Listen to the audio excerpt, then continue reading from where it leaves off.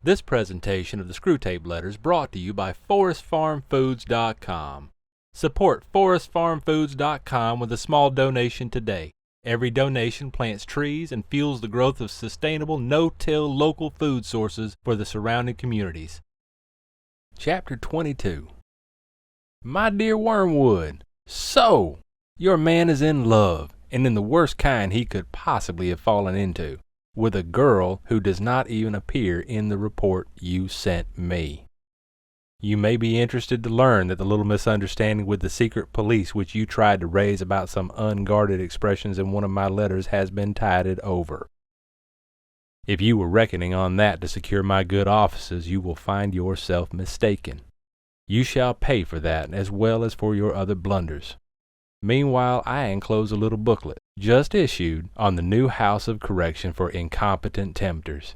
It is profusely illustrated and you will not find a dull page in it. I have looked up this girl's dossier and I am horrified at what I find.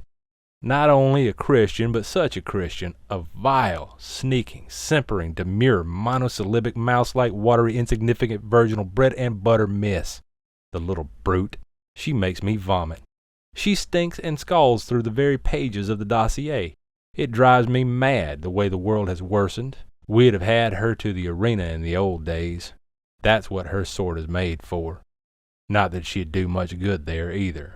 A two-faced little cheat, I know the sort, who looks as if she'd faint at the sight of blood and then dies with a smile. A cheat every way. Looks as if butter wouldn't melt in her mouth and yet has a satirical wit.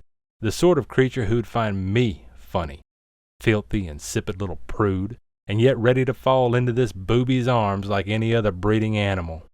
Why doesn't the enemy blast her for it, if he's so moonstruck by her virginity, instead of looking on there, grinning? He's a hedonist at heart. All those fasts and vigils and stakes and crosses are only a facade, or only like foam on the seashore. Out at sea, out in his sea, there is pleasure and more pleasure. He makes no secret of it. At his right hand are pleasures for evermore. Ugh. I don't think he has the least inkling of that high and austere mystery to which we rise in the miserific vision. He's vulgar, Wormwood. He has a bourgeois mind. He has filled his world full of pleasures. There are things for humans to do all day long without his minding in the least. Sleeping, washing, eating, drinking, making love, playing, praying, working. Everything has to be twisted before it's of any use to us. We fight under cruel disadvantages. Nothing is naturally on our side. Not that that excuses you. I'll settle with you presently. You have always hated me and been insolent when you dared. Then, of course, he gets to know this woman's family and whole circle. Could you not see that the very house she lives in is one that he ought never have to have entered? The whole place reeks of that deadly odor. The very gardener, though he has only been there 5 years, is beginning to acquire it. Even guests after a weekend visit carry some of the smell away with them. The dog and cat are tainted with it, and the house full of impenetrable mystery.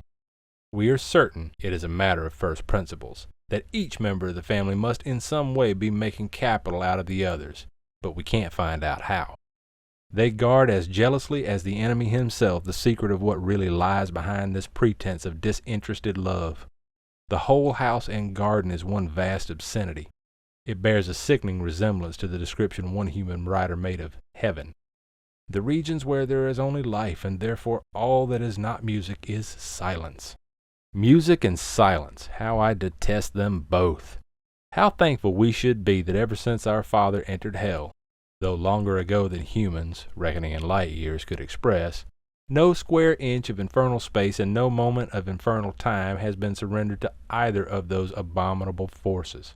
But all has been occupied by noise. Noise, the grand dynamism, the audible expression of all that is exultant, ruthless, and virile. Noise which alone defends us from silly qualms, despairing scruples, and impossible desires.